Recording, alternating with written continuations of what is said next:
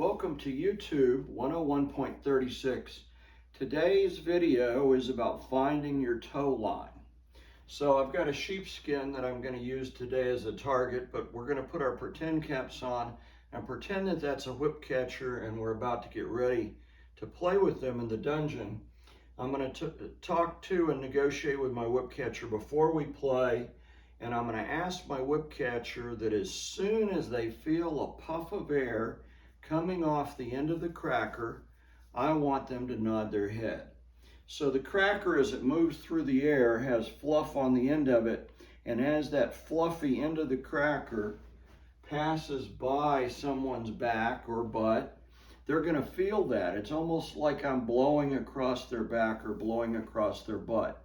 And this is actually before they're ever actually hit with the whip, before they actually feel the whip.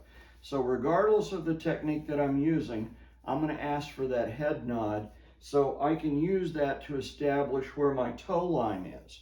So if I'm using bow and arrow, I'm going to get back farther than I think I need to be, and I'm going to inch in just an 1/8 to a 1/2 inch at a time, and I'm going to keep throwing my bow and arrow until I get that head nod. When I get that head nod, that's my tow line. If I was throwing over the shoulder, it would be the same procedure. I would throw over my shoulder and watch the person I'm playing with, and as soon as I saw their head nod, I would know they had just felt that puff of air across their back. Well, if I'm throwing dynamically, horizontally, I'm going to do the same thing. I'm going to inch my way in, just very carefully, 1/2 inch to an 1/8 of an inch at a time.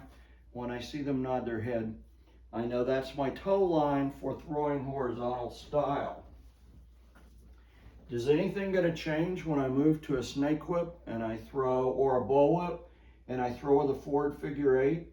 No, I'm going to start by dynamically grounding the whip. I'm just letting it arc in a forward figure 8, and I'm going to slowly inch in until they tell me by nodding their head that they can barely feel the puff of the cracker across their back or their butt. Once I've established that, then I know that's where my tow line is, and it gives me a little bit of a margin of error because I haven't actually hit them yet, to be able to slowly start doing controlled puffs. So today's video was establishing your tow line at the beginning of the scene, and today's key word is veg tanned hide.